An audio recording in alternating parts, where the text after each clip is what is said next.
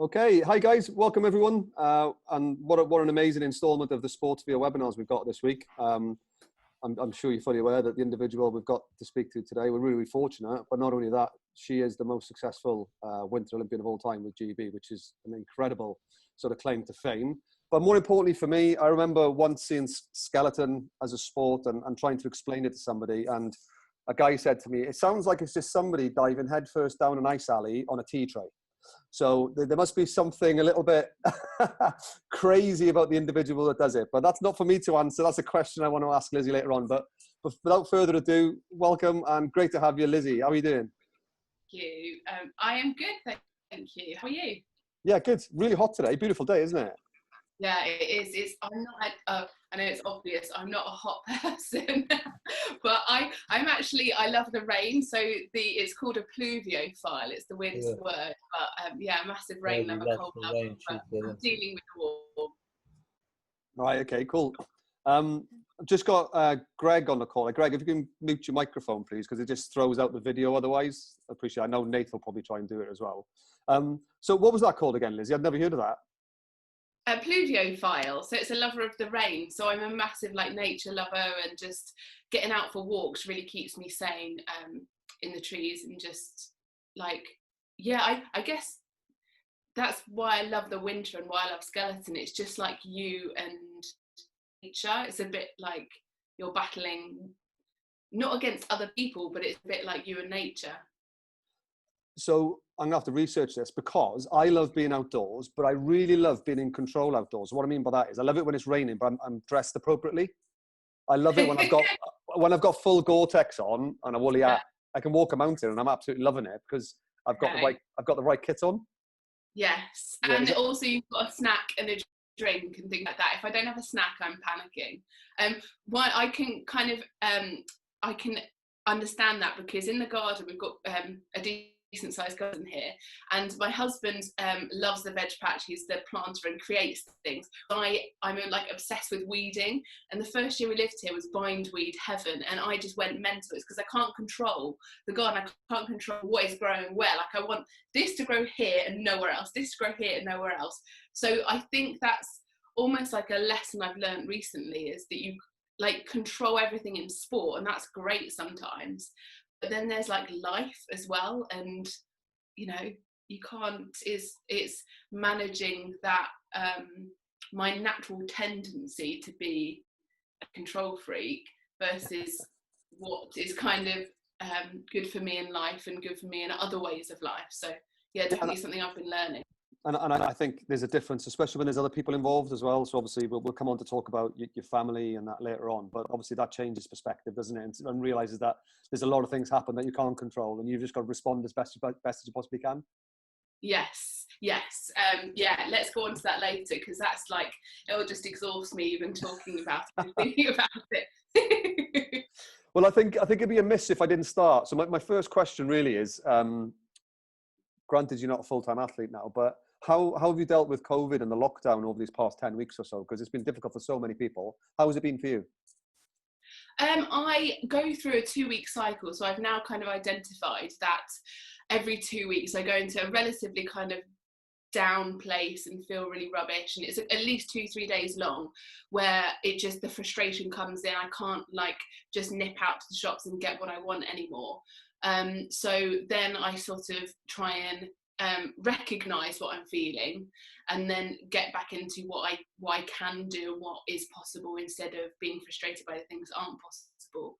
And the whole thing about the 1 hour exercise actually worked really well for me, because I was doing some runs, some exercise, but not loads of exercise before lockdown, and being given just 1 hour actually made me think. The whole morning I'd be thinking, what am I going to do in this 1 hour? Walk, run, where am I going to go? What's it going to look like? And then just being out and just kind of just breathing, and just, I don't know whether it's that physical movement, it just helped reset. So that was great for a time. But then as the weeks kind of went on, I think we're 10 or 11 weeks in now, when I would go for the walks that I love, I would actually then start to think of all the jobs I do or the things I haven't done, or the kind of and the stress would then I'd come back home more stressed than I was when I left. So it's been, you know, this lockdown has been good and bad. Every day is so different, but yeah, I'm just trying to deal with it as best I can. I think there's a bit in there you're talking about becoming sort of familiar with your environment, isn't it? And I think that first few times you go for that walk, you can be a bit more present, and I don't know, you're being grateful for, I don't know, the sun or the trees or the birds, and walking with your family.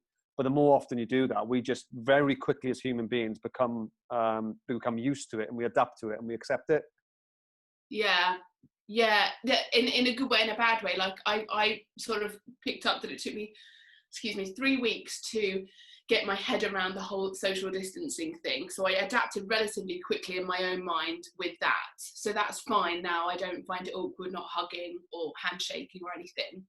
But then equally, you know, going for a walk, something that I really appreciated, that whole hour of being outside. Now I've sort of moved past it, and my busy mind has now eked into my, you know, my mental space, which is really frustrating.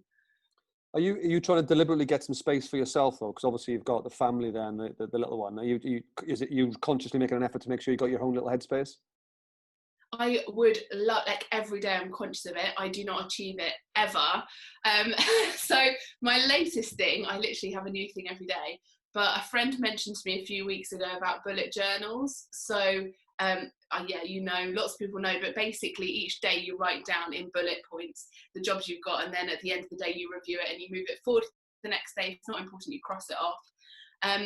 And so each day I write my bullets, and then the next day I realise I've done none of them. So I don't even write the date anymore. Which is awful, because I just go back to yesterday's list. So every day I start with the good intentions, with the headspace for myself, or, you know, these ambitions to do yoga, to have time. But it just, you know, it just never happens. And I think it's because, yes, I'm a mum now, that's my main role, but I don't get sort of that space. I'm a mum all the time, and that's the same for lots of people. But, you know, she can't obviously go to nursery, she can't go to friends or family. My husband's working flat out, which is great. He loves his work, but I just don't know what the answer is. Like, I'm just desperate to know if does anyone know, how do you find that mental space? I know how important it is, though. It's just so tricky. Yeah, definitely. And I think what I was hearing there was a bit it's my today's to-do list actually quickly becomes I'll get round to it at some point in the future list. And I think that's like just setting realistic expectation that life happens, doesn't it? And life gets in the way, and it's life that's important, though. Very true. But it's so my mum said to me today, we were talking about like moving house and looking at houses, and she said, do you not really enjoy like the idea of you know, looking for houses or where you might be, or, you know, thinking there? And I said, no, I like the goals, the big goals out there. Goals do not excite me at all. She loves that stuff, thinking ahead. I love I'm literally going to do washing up and it is done and it is ticked off the list. So that is my happy place. So when I have this bullet journals, and it's the having to be realistic, but also understand that jobs still need to be done, it's a very tricky place with, I think this is the mental thing in lockdown, is knowing that stuff has to be done, but being realistic that life is just so different, things aren't going to get done, and how mentally I can stay in like a balanced place, a positive place, you know, or looking at the whole thing holistically. How can I still stay in a mentally happy place? I was picking up a bit of crossover between what it must have been like for you during your career, because obviously the Olympic cycle's every 4 years, so that's a long off goal, isn't it? So that's not really motivating me today, but my training program of what I need to do today is the most important thing. And if I do that day in, day out, it's going to increase my chances of getting the bigger goal at the end. Yeah, totally. I mean, everything was so set out. I'm a big write things down on paper. I like to see it physically, and then I can see it visually in my mind. So I would write like my minute goals as part of the goal tree, so that each day I would have the snacks and, you know, fill my water bottles, have clean kit for those 3-4 sessions or whatever it was. And just getting each day done was such a huge sense of relief and pride, that you sort of like just add them up. And then by the time I got to the big competitions and I got to my first Olympics, I was thinking, well, I've already like built up this platform. I physically had in my head, I could visualize, I've built the foundations of the podium, and I can see it. And I know, like, on my worst, the whole worst day, best day thing, I really like that, you know, how it looked visually in my head, that on my worst day, I'm going to still be doing well because I have done all of this work to get me here. Yeah. You're talking a lot there around, you know, visualization, goal setting and planning. Was that something that was sort of part of your career from an early age? I mean, even the sports you did before skeleton, was it something you always did, or was it something you stumbled into? Well, visualization was always a big thing because I loved heptathlon. So you couldn't do full trainings like 5 days a week as a teenager doing heptathlon because there's just too much to do. So it was important to be able to think, okay, I'm going to go from one event to another, and how do I get myself ready to go? Because I only have 3 jumps. I don't have the whole 6 jumps. I've just got 3. So I've got to get myself there. Okay, how can I do it quickly? Visualization. So even as like a 13, 14-year-old, the volunteer coaches that I had back in Kent, they would talk to me about control the controllables and using visualization and preparing well. So I guess I've carried it through. It's definitely got better. So now when I visualize going down the track, I have to go into my mind. I sort of have to take a moment and go to it's basically a bookshelf of drawers, and I physically kind of pull out the drawer of, okay, the Koenigsee track, and then I'll start at the top of the track, and then I'll slowly go down and it'll open up, because I love the such tiny detail about the track. I can't hold all that information like ready to go, so I have to kind of put it away, get it out of my head. So yeah, I just love visualization. What were the other 2 things you said? Sorry, I've forgotten.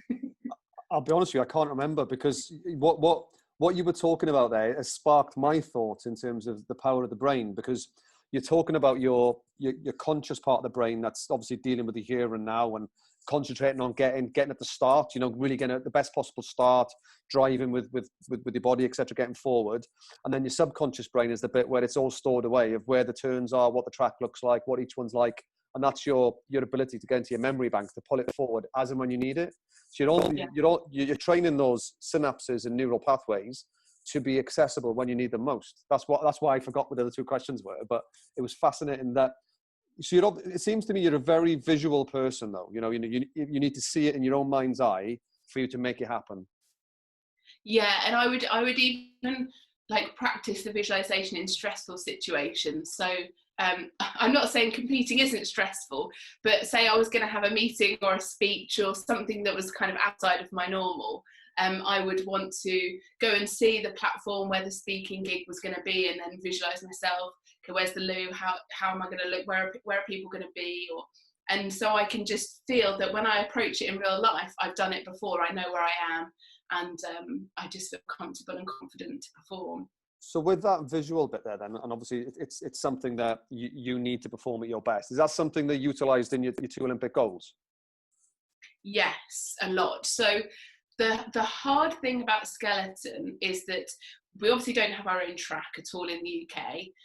It's cold enough for ice only a few months of the year. So the bulk of the summer training is done in Bath at the university, just weight training, weightlifting and sprint and push training. So nothing at all to do with my sport or anything like my sport and what I love to do. So the way I got through the summer training was making and to make sure that I was training at the right level, was using visualization. So deadlifting and leg press were the main 2 heavy lifting things that I did. So going into the deadlift, it's really weird because I almost want to go through it as I'm talking about it, but I would have this routine.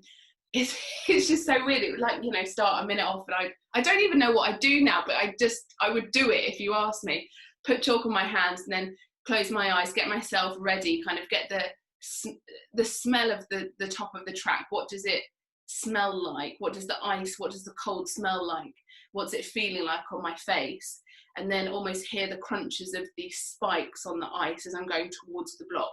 And then I can feel my heart rate getting faster because I've got the bonds, the 30 seconds to go, and the crinkle of the jacket, and all of those cues. I would make myself in the gym, in Bath, in the warm, I would take myself to that moment of being at the top of the track and having to perform, so that it meant that I was getting my adrenaline going, all those chemicals and hormones going, and getting everything out of the summer sessions that I needed to. So yeah, it was absolutely crucial. I don't know how important it was for the Olympics particularly, because I used it every single day, every single race I was using these techniques, but kind of by the time I got to the Olympics, all of the techniques all the techniques that I was using at every competition I would use at the Olympics. I didn't try and use anything new, I didn't try and do anything different. What I did was I had really strong like just mental preparation, really strong warm-ups. You know, I just did the same thing that I did and didn't panic. Yeah, because you're practicing, aren't you? You're practicing, so when you do get there, it's nothing new. Your brain goes, I know what to do here, I know what it feels like, I know how to perform, rather than a lot of people's sort of coping strategy is avoidance. Let's not think about it, I'll deal with it when I'm at the start line. And then that's when you've got the option of freeze, fight or flight. But because you've rehearsed psychologically and physically and done everything you can, once you get to the start line, I don't know if it was for you, a lot of the guys we've chatted to is, well, I just got to go and execute my race and I'll do the best I can. Yeah. And it sounds silly to say that you trained everything about your life is about this moment. For me, it was 4 minutes, less than 4 minutes performance. And it's odd to think, oh, I'll just go and just hope I do the best I can and see where the chips fall. You know, it's very blasé. But I guess that's the way that I could deal with it, is that I know that if I go to, so it's something my dad taught me as a kid, or mentioned. He said with an exam, he said, you could just go and do your best. All you can do is your best. And I would think, oh, okay, that's fine. I'll just do my best. It's fine. And I think, wait, hold on a minute. I'm going to do my absolute best. I'm going to do, and it's kind of, to say I'll just let the chips fall where they fall. It kind of takes the pressure off, allows me to breathe, and then actually allows me to come forward into the situation in my own terms. Yeah, because I think there's a subconscious allowance there of, well, actually, I'm going to have the confidence in the fact of I've prepared as best I possibly can. I literally can't do any more, rather than just go and execute the race now. And for the people on the call that may be from business, normally human beings do the direct opposite. They think about what's going to go wrong, what I can't do. So imagine going and doing that after dinner speak, or a work presentation, or a town hall. They're thinking, oh my God, what if I trip on the step when I go up there? What if I mumble my lines? What if the slides don't work? What if the IT system crashes? What if somebody laughs? What if I try and put a joke in there and they don't get it? And all of a sudden, we're actually preparing ourselves for failure, because we're telling ourselves, our brain, that's actually a possibility, which of course it is.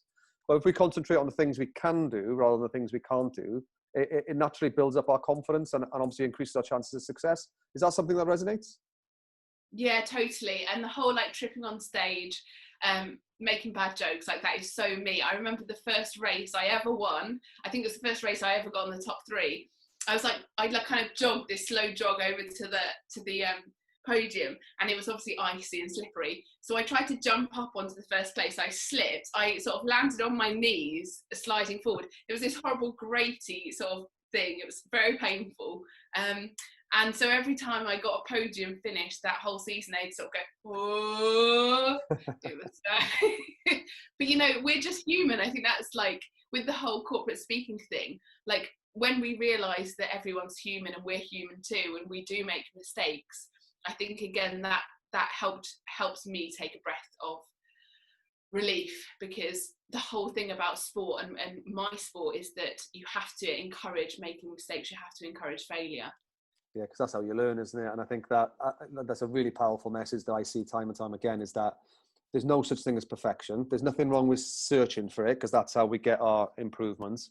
But along the way, when we accept there's nothing like perfection, we're allowing ourselves to make mistakes, to fail, but more importantly, learn from them. And that's where we get the performance gains. Can we go back a little bit to the start then? So you've already mentioned you started in heptathlon. How on earth did you end up from heptathlon to skeleton? Yeah, it's an odd one. So I'm, of course, the classic, like, I was going to say classic champion model, but it's weird saying champion. But I'm the second child. I'm very close in age to my sister, Katie. So Katie, both my sisters 6 foot something. So Katie went for a talent search called Tall and Talented. She got into the handball team. And so when it came to the talent search called Girls for Gold, for like normal size average humans, I signed up for that. And it was, so I was 18 by this point. I'd loved heptathlon, I loved javelin and shot. I was a power athlete. I desperately wanted to be an Olympian in athletics. It just looks so cool, and just, you know, it's the dream.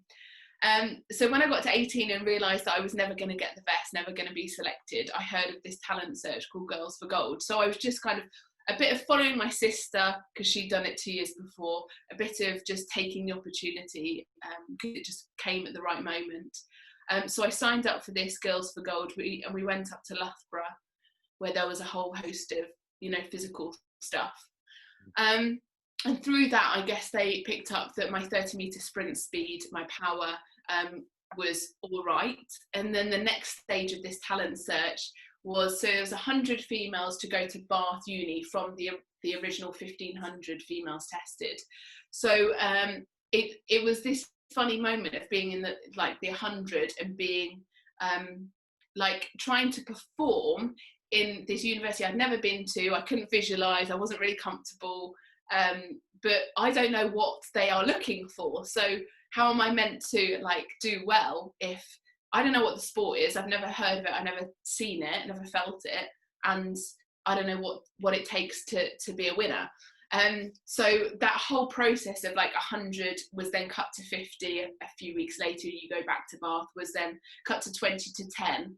So the final 10, 6 months after going to Loughborough. So by this point, you'd invested quite a lot emotionally trying to, like, you know, be picked. We were eventually sent out to Lillehammer, which is a track from the 92 Winter Games in Norway. And Lillehammer is a really tough track. It is just very violent, very fast, very tough.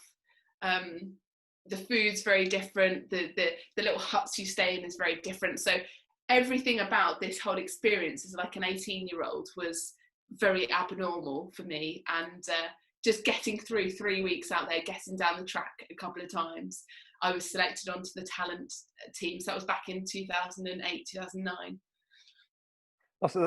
You've got me going. My first ever place I skied was Lillehammer. What was the chances of that? On the slopes opposite the run. And I remember skiing, looking across and going, those people are mad. They're absolutely mental. So yeah, you brought back another load of memories for me there. So what was it like for you for the first time you actually went and did it for real for the first time? What was that like?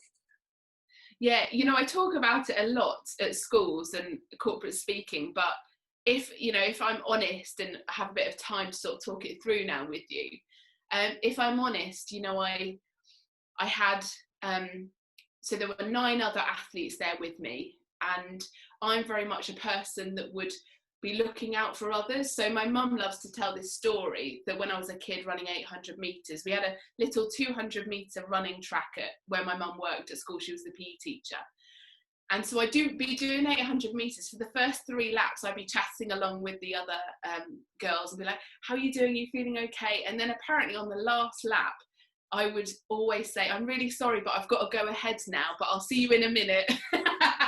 And so I guess my natural tendency is just making sure everyone else you're all right and you're happy.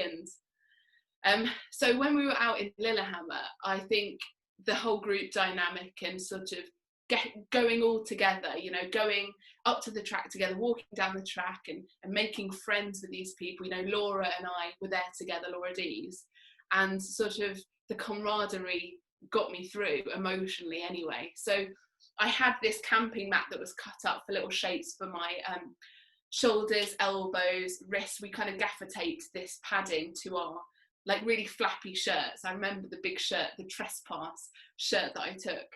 And I had some 800-metre running spikes on. And we were given these sleds, just kind of, they had runners attached to them. They had a bit of a saddle, which you sort of fitted in, and you were told how to hold on properly. And, you know, you were given the safety stuff, but it was still everything was brand new. How to hold my head up, how to hold, you know, what do I do with my shoulders? So we got to the track. We went in at corner 3, so not quite at the top, but a little bit further down, so you weren't as quick. And the sleds were next to the run, and there was a little changing room just away from it. And in the changing room, you could see where everyone was going off, and Woody, the coach, would make sure we were lying properly, and then would kind of release us into the track. And I was just thinking, I remember sitting on the bench, I remember where I sat, that, you know, have I got everything on? Have I got my goggles on? Have I got the shoes on? Have I got the padding? Is it in the, oh no, it's moved, I need to get it into the right place, you know, this will help me. And I wandered down to the sled, to Woody, the coach, and the light was on green, so the tannoy person sort of was telling you to wait. And I laid down onto the sled, trying to shuffle forward so my chin wasn't touching the sled, my hands by my sides, and you can just see the sparkling, the gleaming kind of ice, you know, it just looked beautiful, very bumpy, very beautiful. And I was just thinking, okay, just look ahead to the corner, just keep an eye and just focus on that. And Woody had my legs bent up and to hold on to me, and we waited for the green light, and the lady said, you can go, track is free. And he just checked, you know, Lizzy, are you okay? And all I could do was sort of, And he let go of my legs, and I pointed my toes as much as I could, and very quickly it started to swerve and hit the walls, and I got in completely the wrong place. I got on the wrong side and thought, okay, don't panic, just look ahead. And okay, corner 4, where am I? Corner 5. And already by that point I was disorientated, had no idea what was coming next, and the corner's just sort of whipping you side to side, and you're trying to just hold on, going high in the corner, your legs doing this, your head doing. And I got to the end, and I was just kind of shaking. Everything was shaking. The noise is, it's just an overwhelming kind of assault. It's just, everything is heightened. And I got to stop, and I picked up the sled, and there was a coach, Danny, just to check we were all right. And I was crying. I was, you know, tears coming down, just, you know, overwhelmed.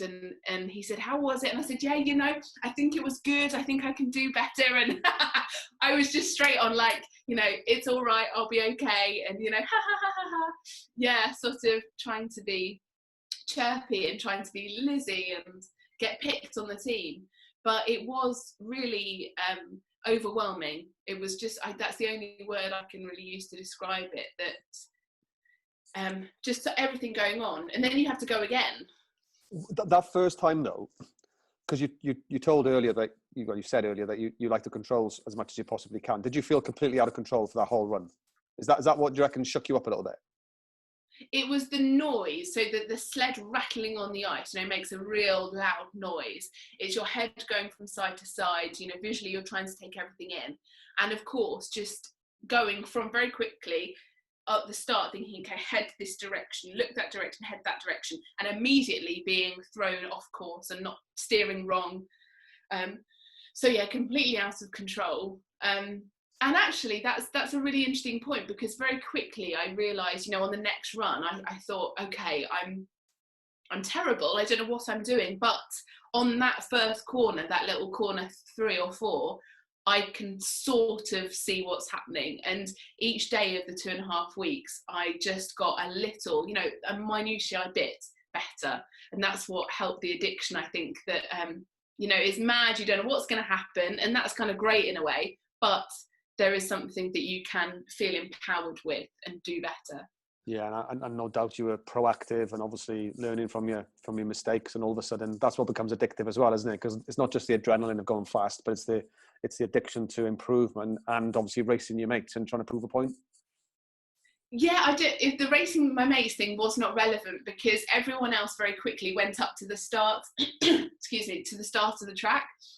I was the last person to go to the top of the track, so I was so scared to like go to the top, because it would be so much faster.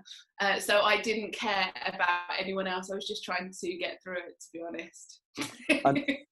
And that probably paid dividends later on, maybe a bit more time to sort the foundations out and the basics out, shall we say, perhaps. But a little birdie tells me, did you name your first sled as well? Yeah, it was my only sled. Like, it was it Rodney's broom? I always get it wrong in Only Fools and Horses, where he said it's the same broom, but it's like 20 new handles and Trigger's broom. Trigger's broom. Yeah. Okay, so it was the same sled in a way, called Mervyn. So he was named back in 2008, I think 2009. Yeah, it's I don't know. You spend a lot of time with your equipment, so you sort of have to become friendly with them. Connected, I bet. Yeah. So what type of what year was this then? That you went up to Lillehammer? This was back in early 2009. Yeah, March 2009. Well, and then so let's fast forward then. So tell us the journey from there to obviously Sochi. Okay, so the journey in short was learning how to do the sport, learning what the sport really meant. And that's summer and winter training. So during the summers, everyone was based at Bath. So Amy was preparing to go for her first Winter Olympics in Vancouver. There was Shelley Rodman in the team who'd won a medal in 2006. So we were a very successful team already. So I was very aware that if I just go along and I am committed to it, then the team knows what they're doing already. They just need, I'm just an athlete that's talented. I can fit in the athlete slot in the machine of skeleton. So I just went to Bath a lot in the summer. At the same time as training in the summer, I was at university in Cheltenham. I think I was probably in my second year at this point. I just finished my first year at university. So I was trying to deal with that. At the same point as well, I was working at an insurance company in the City of London.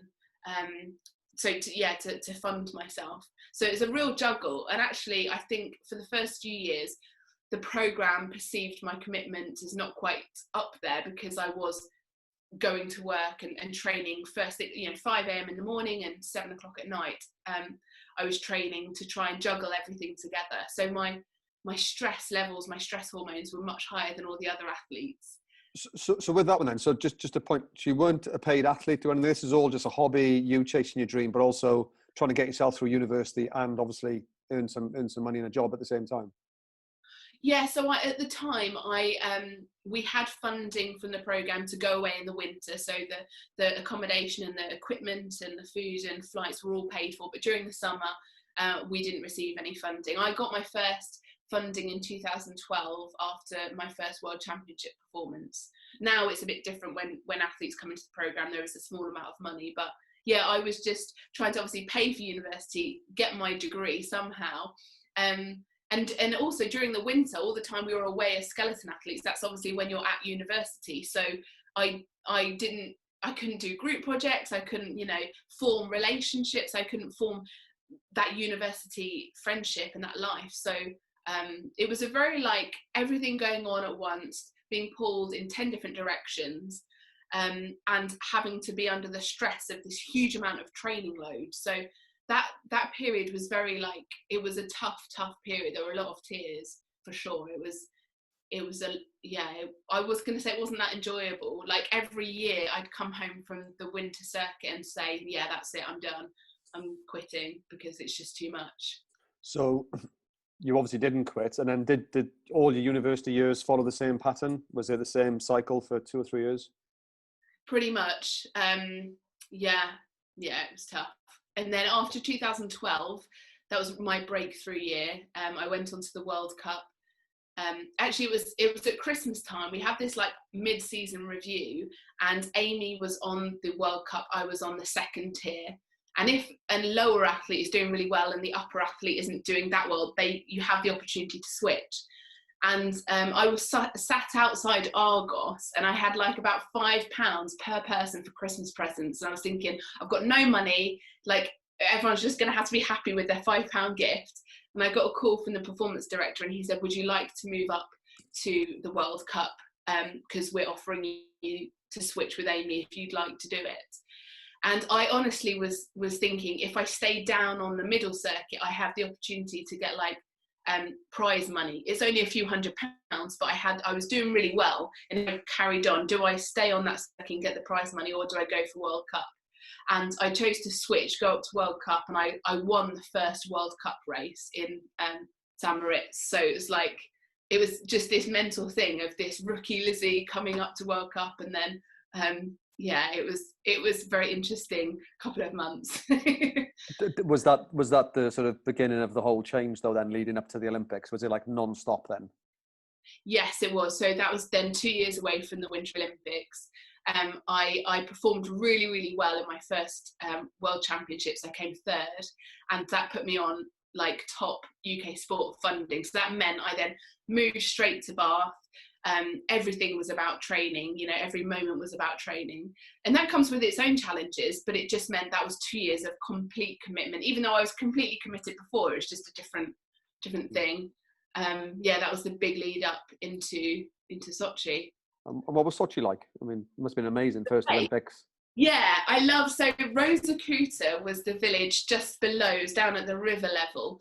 And Sochi, the competition venue was just above this Rosacuta village. And I just really love, if I go to my happy place, it would probably be this river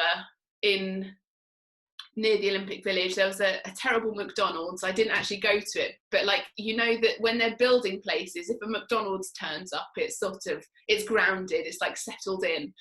But it was a really cool country. Like, we were lucky to have a couple of Russian lessons before we went, and not just about language but culture, and so that kind of helps to understand why people are a bit standoffish, or you know what it's all about.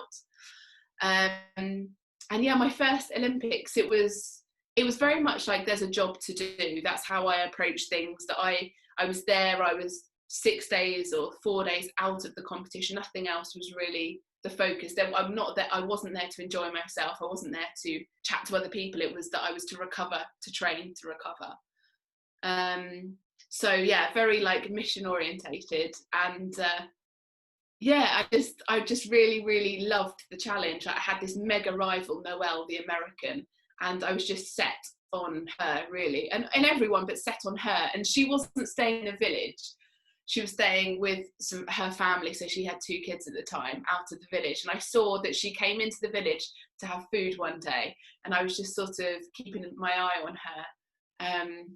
And I don't know, it's just the emotions of that rivalry, of that,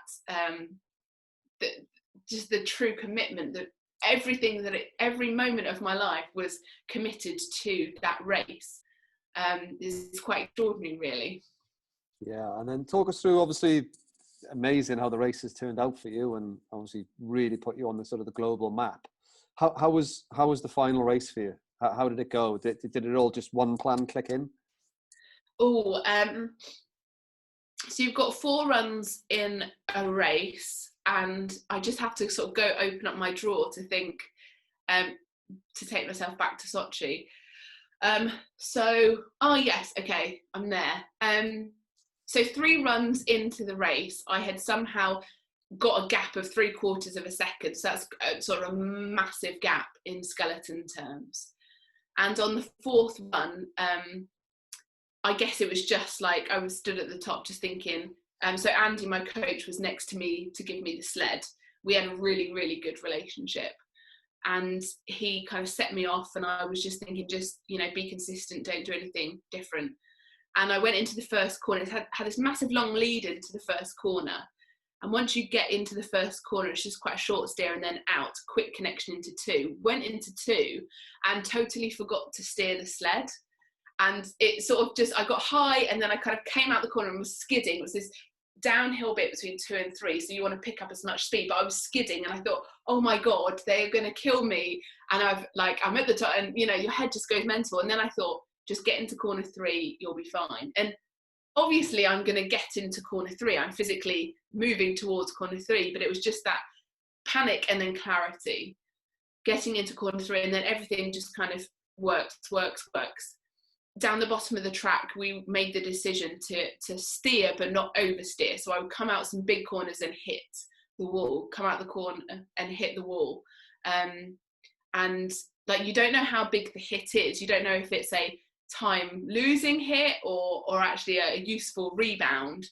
But it wasn't until I came through the finish line and I saw the gap was like 97 hundredths or something insane. And it honestly is just relief that it's all over. Like, even though it's process, everything's done in a particular way, there's still like this sense of, but what if it doesn't go, like this tension of, I think it's going to go out, I think it is, but it could just like be smashed to pieces in a millisecond. So I think when I finished the race, I was just like, thank the Lord, like this is, it's over.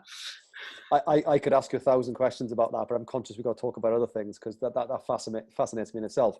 So I know then, if I'm rightly, was it 2015 you took a year out, was that right? And then, is that right? Was the year after? So it was March 2015. So a year after the games, I won the World Championships. That was my next goal. So as soon as I finished the games in Sochi, I thought, do I quit or do I stop? Am I meant to stop sport now because I've won, or do I, like, what's the norm? But thought, well, I haven't yet been world champion, so I'm on form. I'll carry on and see if I can scrape that. And once I did, I realised that I was just like mentally done, exhausted. I couldn't, if I was going to go for Pyeongchang, I couldn't keep going at that same tempo. So yeah, I took a year in March 2015. Yeah, it's a really important sort of message, I think, to everybody there. You do know yourself when you're starting to get burnt out and you're tired and you need a rest, don't you? And it's really important to listen to your body. And I also think that there's a massive sort of responsibility on you to do what helps you to recharge. So some people are recharged by being active, but maybe being active in a different channel, you know, focusing your attention elsewhere. So how did you reset then? And then can you run us through, because I think it was a very different sort of lead up into Pyeongchang, wasn't it? Yeah. So how I resetted was, I realised that I'd been so goal orientated for 6-7 years of my life that I had become Lizzy the athlete as a whole, and I needed to remember who I was outside of the athlete world, and was I the same person that I was before I started skeleton, or, you know, have I changed and how have I changed? So I needed to kind of explore that a bit, because if I was going to find motivation to keep going for another 2 years, I couldn't keep doing it, and just like, just burning out. So to recharge, I think I had this thing where I wouldn't get up out of bed until the postman had come. So it was only about like 9 o'clock, so it wasn't a mega lie-in, but I thought I just need to physically rest and allow my injuries and everything to settle. So after that, a couple of weeks of that, I then started doing running and yoga myself, like self-led training, which was very weird. Just doing exercise for fun and for enjoyment and for your body and mind. Then I did an accountancy course. It was just a bookkeeping course, but something just, you know, totally different and interesting. And sort of doing all this exploring and thinking and reflection within myself, I realised that if I wanted to carry on in skeleton, I wanted to be a part of it. And the issue was that I was tired of being told what to do all the time. And now I look back and it kind of makes sense that I needed to kind of progress and give myself a bit of career progression, that I didn't want to be just the athlete anymore. If I was a part of another Olympic cycle, you know, could I actually, instead of being told what to do, could I actually be a part of the decision making? Could I sit at the table, you know, maybe have a chair in the room, or bring it a bit closer to the table? So I went back to the program with probably quite a severe approach called, it's a terrible name, but it's called Team Lizzy. It's all I could think of at the time. But that we would sit together, like the critical team, so me, my ice coach and my strength coach, so summer coaching and winter coaching, we'd sit together every month. We would critically review, you know, no blame, no you know, complete openness, and really plan and think ahead for that next month. And then when I did proper program reviews, I would bring together everyone in the team, so psychologists, performance lifestyle advisor, everyone, so that we were a part of the team equally. And it wasn't just that I was trying to bring myself up from being the athlete to the table, but I was also trying to bring together everyone's expertise in a place of equality. And I felt that it really did help, because I felt that if I trusted in them so much, they would trust in me, and it just allowed us all to have more faith in each other, that we were doing our own jobs the best that we could, so that, like, I trusted them to do it well, so that when I went to the start line, you know, that was my opportunity to do my job, and I knew that we'd all got me into the best place that we could. Yeah, and I think you're thinking at the time was probably ahead of the times, because that's exactly what they're doing now. They're trying to get all the specialists around the table and everybody contribute towards one common goal, including the athletes. So it's athlete-centered. So I've got no doubt then. So that dynamic must have, granted it wasn't a perfect preparation, but it must have played a big part in your success at the next Olympics. Yes, yeah. I think that if that hadn't happened, I'm not sure. I don't think I would have had the result. You know, it's always different when you reflect, but there was a moment when I came up with this sorry, it's my husband and daughter laughing in the background, sorry. There was a moment when I sort of said to myself, I'd rather do it this way, do it kind of my own way, and win a silver medal, than do it the same way I did before and win a gold medal. So it was such a kind of important thing. I'd give up a medal to try and just challenge myself and try this new thing. So yeah. Yeah, amazing. And then just a quick overview. So it was it an amazing last run, wasn't it? Were you back against the wall? Was that right? Yeah, it was. I had 200s behind the current leader, Janine Flock. I had a chest infection, a suspected pneumonia. And yeah, it was really, really horrible and tough. But I was very proud to compete with Laura. So Laura and I learned in Lillehammer together. Like, it was so much more than just me and a race. It was the team. We'd done it as a team, and that's what made it meaningful and super worthwhile. Yeah, and to be fair, if anybody wants to go and look this all over YouTube and the context of that, but I think in terms of wrapping it up, I just want to ask you about your life now, in terms of, you touched on it at the start, in terms of obviously being a mother now and having your daughter, and then right at the end we'll just have a quick whistle stop tour. We've only got 2 questions coming in from the guys, but what's it like now? So what's life for you like now, Lizzy? It's full on mumming. Which I love, but it also is quite frustrating, because as an athlete I had a lot of me time, and I'm a bit of an introvert, so I would love a bit more kind of time to read and educate myself and continue learning. But I am doing a course. I'm just at the beginning of trying to become an executive coach, so I've got a lot of practice clients to find and to get my qualifications there. So at the moment life is just busy. It's fun but busy. Yeah, we can probably help you with that, by the way, with the executive coaching bit. That's very much our bag. So last few minutes then, I'm conscious, I know you've got to shoot, obviously, with the family and your husband working as well. So a couple of questions coming in. For preference for you, world record holder or Olympic champion? If you had the choice between the two, which would you go for? I would have to go for Olympic champion, because world records in our sport, they're so dependent on weather and track prep. So yeah, go for Olympic champ. It stays forever. Right, next question. Do you see at any point in the future, for youngsters trying to get into skeleton, do you think there'll ever be a way of doing it sort of through virtual reality or virtual gaming as an introduction? That's really interesting. I haven't really thought of it like that. I've never thought of it in that way, because for me my sport is very physical. Like, it's about physically having the push spot, the start, so having the speed in yourself, and then being able to deal with everything that happens on the run, and having to make the right decisions. So I don't know whether you'd have the right testing or training using VR. I don't know. I think it would be a great kind of fun game. I used to use the Vancouver game as prep for the when I went to Whistler myself. So it's kind of helpful to see which way the corners go, but not, unfortunately, at the level that we need to find people at. Yeah, maybe there's an idea planted there. You have your own little virtual reality game. Who knows? And the last one was, what's your thoughts on, obviously, now the Summer Olympics and the Winter Olympics being closer together now, with obviously 2021 and 2022. Any thoughts on that in general? Just wrapping up.